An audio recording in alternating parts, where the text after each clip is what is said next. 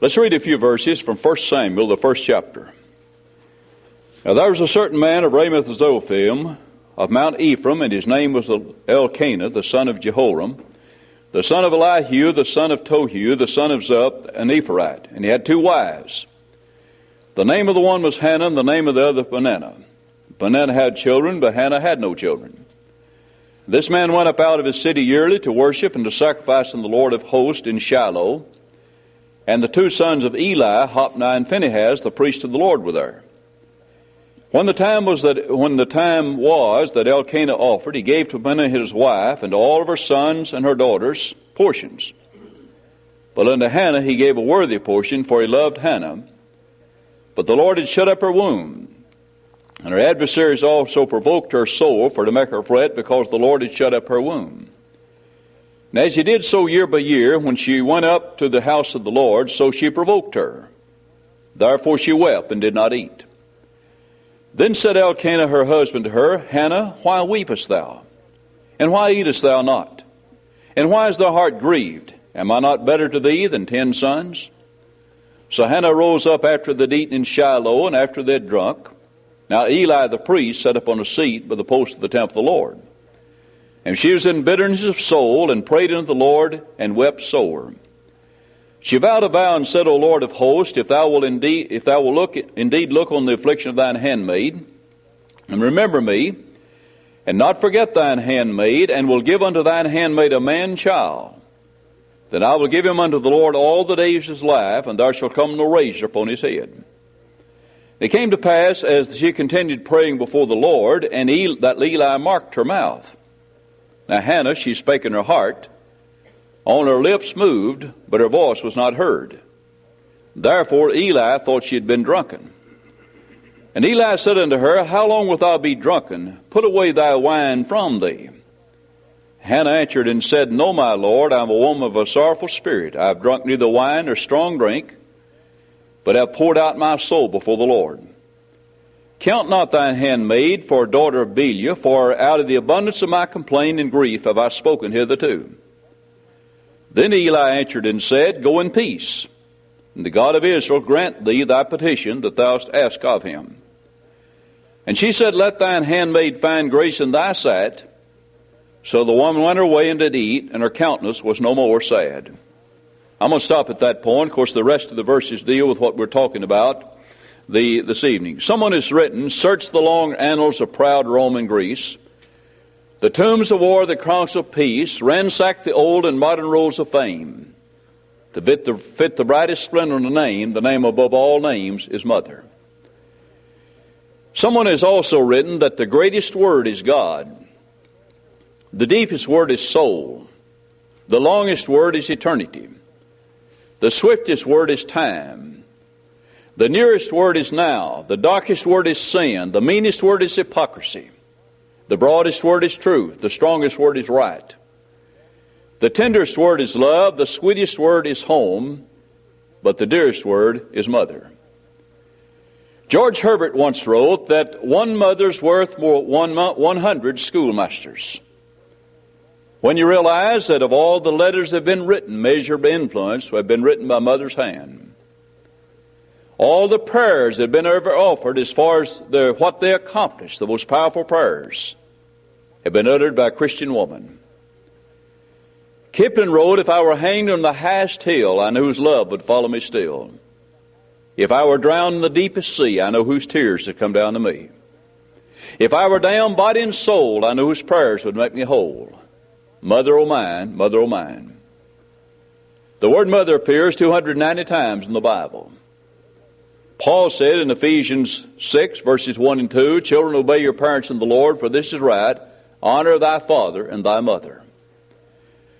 I want us to observe for just a few moments of Hannah as an example of motherhood and some of the thoughts that are found in this chapter itself. In the first place, Hannah was a woman who trusted in God in the midst of corruption and trials. You're familiar with the fact that Hannah and her husband lived in the time of the Judges. And at least 2 times in the book of Judges, Judges 17:6 and 21:5, it says, Every man did that which is right in his own eyes.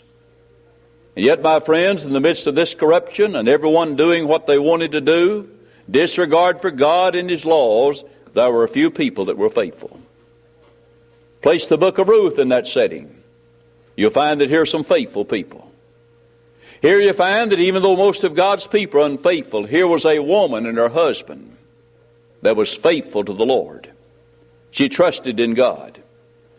Now just think what they could have argued. I'm not going up there to that tabernacle. Those hypocritical sons, Hophni and Phinehas, the sons of Eli, they're up there, and I'm not going up there to have a part in that. They could have argued that. But they didn't. As I thought about that, I thought today, sometimes you'll hear even members of the church say, I'm not going up there to that church, all those hypocrites, or those that are not doing what they should be doing. Did you ever stop to think, my friends, when it can truthfully be said, I notice I said truthfully said, there are too many hypocrites in the church, there's something wrong with that church. But everybody's not a hypocrite that's called a hypocrite. Sometimes they're just not doing the things the way that you want them done. And thus they become a hypocrite. But she was a woman who trusted in God in the midst of corruption and trials. Secondly, she was a woman with a good attitude. Peninnah had children, but look at her attitude. Hannah had no children, but look at her attitude. What I'm suggesting is some characteristics that if you're going to be a good mother, and use Hannah as an example, that you will have. Trusted in God, had a good attitude. For in the third place, she was a godly woman. She went up to the tabernacle with her husband. She prayed to God. And the second chapter presents, at least the first few verses of that chapter, presents one of the most beautiful prayers found in the Bible. The prayer presented by Hannah after the birth of Samuel. It reminds one of Eunice in the New Testament, and of course she's already been spoken about in 2 Timothy 1, verses 1 through 5. How that Paul remembered the unfeigned faith that was in Timothy, which dwelt first in his grandmother Lois and in his mother Eunice. Hannah was like this. You see, Eunice succeeded for about 4 reasons. And Hannah was the same type person in teaching Samuel. First place, she placed in her son the unfeigned faith that she had. Second, she began to teach him when he was a child. 2 Timothy 3:13. Third, she taught him the Scriptures. And fourth, she allowed nothing to hinder her from training her child in the way she should go, even a husband who was not of her faith, as we'll learn later. Hannah was that type of person. You find that Samuel was one of the greatest judges that Israel ever had. Now, he failed as a father. I say he failed, at least he was partly responsible, and one of the reasons may have been the very thing we was talking about a moment ago. If you go over to chapter 7, you'll find that he judged in a circuit about several cities. He went from year to year and finally came back to Ramah. In other words, Samuel may have been too busy going from place to place to be a father to his sons. And as a result, they walked in bribes and corruption and were not as their father was. But nevertheless, no doubt Samuel was trained well by this mother. Not only that, she was a lovable person. You find that in this case, it says that Elkanah loved her. Didn't mean that he didn't love Peninnah, but no doubt he loved Hannah more than he loved Peninnah. And of course you can see also that back in the Old Testament, God permitted sometimes that they'd have more than one wife, but when they did, there was always problems. And so we learned that even though she was in bitterness of soul, when she prayed, out of the bitterness of her soul she prayed, but she didn't have a bitter attitude. You see, my friends, our trials can help us be better people if we'll let them. In James 1 in verse 2 beginning, my brethren, count it all joy when you fall into divers temptations, divers trials, knowing this, that the trying of your faith worketh patience. But let patience have a perfect work, that it may be perfect and entire, wanting nothing. Did James mean we ought to rejoice and be happy that trials come into our life? No. But we ought to rejoice because of what the trials and tribulations can do for us. They can help us to be more patient, compassionate, understanding people if we'll let them. In Jackson, Tennessee, there's a young lady who's 47 years of age. She's been in iron lung since she's 3 1/2. She had polio. When that trial came into the life of this family, they could have turned against God, but that's one of the most lovable, compassionate families you'll ever meet. She finished high school, 1 year of college, knows more about the Bible than many preachers do. She's still living, and all sticks out's her head. What I'm saying is that our trials can make us better people if we'll let them. That's the kind of person that made Hannah. And mothers many times have many trials that they go through. Let your trials help you to be a more lovable person. Not only that, but we find also that Hannah was a gentlewoman. Here she was, she had come to God in prayer. You find that she was of such anguish of soul that her voice was not heard. There she was praying before God, and there's Eli sitting over there watching her. He sees her lips moving, but he doesn't hear any words, and so he concludes she's drunk. And she said, well, he asked her the question. Now just think what she could have said. She could have said, you old goat, you've got 2 sons, you're a fine one to accuse somebody of being drunk, aren't you? But she didn't do that. She said, no, my Lord, I'm a woman of a sorrowful spirit. Look how gentle and kind, respectful she was. Because this was the nature of this type of person. Not only that, we find also she's a thoughtful woman. She didn't say that something had to be done and then go off on a tangent, but it's obvious she had thought about it. She had thought about the fact she wanted a child. She wanted a son. She went to God in prayer about it. In fact, if you'll observe, in about verse 16, count not thine handmaid for daughter of Belial, for out of the abundance of my complaint. That word in the Hebrew carries with the thought, my meditation.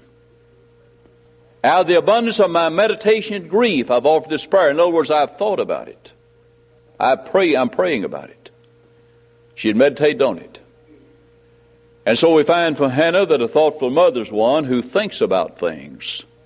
She thinks them through. And many times you'll find that women think things through more than men do, don't they? So she was a good mother from this standpoint. That was a great characteristic. Not only that, but she was a prayerful woman. She had a problem. And I appreciate the lesson this morning when it's talking about prayers, that we'll go to God when we have problems. She had a problem. And you know, my friends, one of the great blessings from the Psalms is that they are so truthful. That's one of the things you learn from the Psalms. They're so truthful. They revealed every emotion that men have. Did you ever stop to think in Psalm 73 when David came before God and said, God, I've got a problem.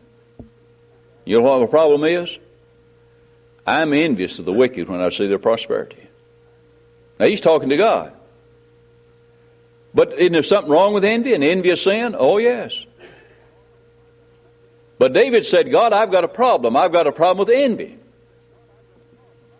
Here I see the wicked and they're prospering, doing well, and here I am trying to do thy will. I'm trying to serve you and do right.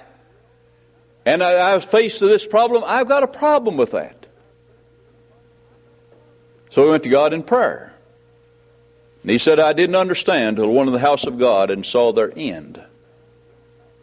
He saw as someone who said that all accounts are not settled in October. In other words, all accounts are not settled in this life. And then you find that that chapter ends with David rejoicing in the Lord. He had a problem. He told God about the problem. What did you tell him about? Suppose David had said he'd gone to God in prayer and he had this envious problem, but he didn't admit it. God knows it anyway. So don't have to be honest with God. All right, Hannah had a problem. She went to God in prayer with that problem because she believed in the power of prayer. And in the reading I gave a moment ago about Kipling, if I were damned body and soul, I knew his prayers would make me whole. How many young people have been brought back by the prayer of a mother? Hannah was that type of person. James said in James 5:16, the effectual fervent prayer of a righteous man availeth much. And then he gives Elijah as an example of the power of prayer. And may I suggest to you that's in the context of the sick, praying for the sick. And in the providence of God, through His natural laws, God can still work and take care of the sick if He desire without performing a miracle. Hannah was a prayerful woman. Not only that, she recognized the importance of self-denial. Look at her. How many women could pray this prayer today? She didn't have a child. Just think how much she wanted a child. And maybe in those days it was even more important than it is today sometimes. For a Jewish woman not to be able to bear a child was very disgraceful. She wanted a child more than anything. And yet she recognized that sometimes to get what you want, you have to deny yourself. So she vowed a vow. She said, God, if you'll give me a child, I'll lend him to you all the days of his life. Now, how many could pray that prayer? That's the type of mother she was. And of course, the thing about it is that many mothers may not lend their child to the Lord in that sense. But think of the self-denial that many mothers go through.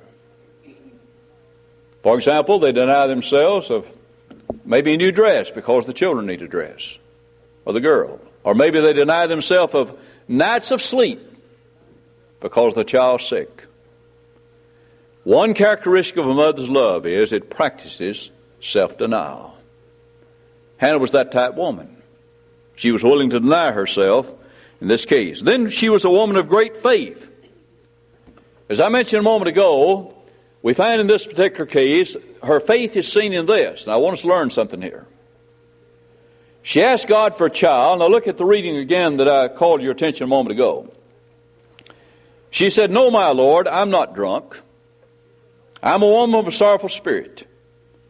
Then Eli answered and said, Go in peace, and the God of Israel grant thee thy petition that thou hast asked of him. And she said, Let thine handmaid find grace in thy sight. Now notice, so the woman went her way and did eat, and her countenance was no more sad. Back in verse 7, this woman wouldn't eat. Her countenance was sad. She's gone to God with her problem. She's presented her problem to God. She's expressed what she wants. Now she's left it in the hands of God. She goes to eat. Her countenance is no more sad. She's happy. That's great faith that God will keep the promise. You know, sometimes many of us are like I read about the man that's going down the road in the wagon. There's an Irish fellow walking along with a bag of potatoes on his back. So the fellow stopped and said, You want to ride? He said, Yes. So he got up and still had the bag of potatoes in his back. One little ways, and the man said to him, You want to let your potatoes ride too? He said, Oh, I didn't know you wanted my potatoes to ride too. Now my point is this. Sometimes we take our problems to God, yet we bring them back with us. When we take them to God, just leave them there, because we've done everything we can do, and then we have to put them with God to take care of the rest of it. That's what Hannah did. I've done all I can do. I've talked to God about it. I presented my problem to God. Eli said, May God grant your prayer to you. And now she eats. Her countenance no more sad. She left it in the hands of God. I know that's easier said than practiced, but my friends, when you get right down to it, that's the way it is. When we've done all we can do, and prayer, we go to God in prayer about it, then leave it there. If it be God's will, He'll say yes, no, or wait a while. One or the other. That's the kind of woman Hannah was. Not only that, she lived in a house of great turmoil. Notice her adversary, which was Peninnah, was always, no doubt, saying, I've got children, you can't have children. She was provoking her to anger, making her fret. And so, yet in the midst of all this, she still maintained a good attitude. You know, sometimes the very people we ought to help are the people that are provoked the most. I wrote this thought down when I was looking at this. Eli didn't know all the facts, so he drew a long conclusion. Let me suggest to you, my friends, that we learn a great lesson here, that things are not always what you see them to be. Now, he saw this woman. He saw her praying. But without knowing all the facts and from what he thought he saw a drunk woman, but she wasn't drunk at all. So my point is, always be sure you have all the facts before you draw a conclusion. There may be some things you don't know. You remember Jesus said, "Judge not that you be not judged, for with judgment you shall be judged. What measure meet, it shall be measured you again. Why behold thou the mote that is in thy brother's eye, and considerest not the beam that is in thine own eye? Or how shalt thou say to thy brother, Let me pull out the mote out of thine eye? Hold, the beam is in thine own eye. Thou hypocrite, first cast out the beam out of thine own eye, and then thou shalt see clearly to cast the mote out of thy brother's eye." Now, he's not condemning all judging, because there are many verses that tell us we are to judge righteous judgment. But he's talking about judging the motives of people. For example, you've ever heard people say, "I know what they did, and I'll tell you why they did it"?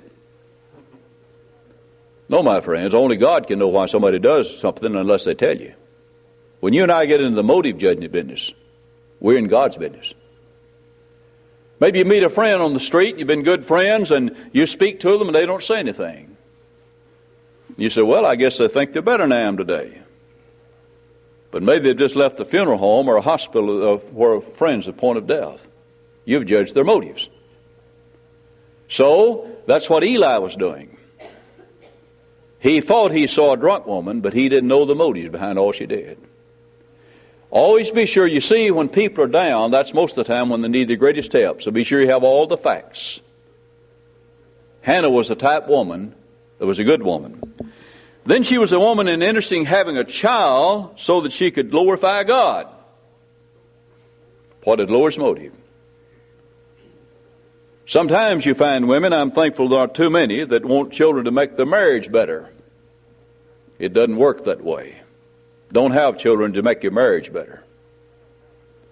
Second, sometimes you'll have women that want children for the prominence of it. We live in an age when there are women that want children for income tax purposes. There are other women who want children for more government checks. I know that to be a fact. Well, those are wrong motives. She wanted a child that could be used to the glory of God. And finally, in this particular case, she was a woman that kept her word. Now just think about that. We don't know how old Samuel was when he was weaned. Some think it was from 3 months to 6 months to a year. Some think even up as high as 8 years. But be that as it may, whenever she weaned him, she didn't go up to the temple until he got old enough to be weaned, and then she went to the temple. She took Samuel back, presented to Eli, because she had vowed a vow to the Lord, "If you'll give me a son, I'll lend him to the Lord."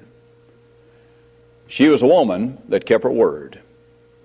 And every mother, and every father too, but every mother, when you tell your children something, you give your word on something, always keep your word. This, of course, is true of fathers and mothers. When you tell your children something, now tell preachers. If you tell your son or your daughter, "I'll take you fishing this afternoon," or "I'll do this or that," you try to do it. You say, "But emergencies come up." But if too many emergencies come up, it won't be long and the children say, "I don't believe what you're saying anyway." Try to keep your word when you say something. Motherhood is one of the greatest callings there is. And Hannah was an example of a good mother. May God bless you to be a better mother and use Hannah as an example to do so.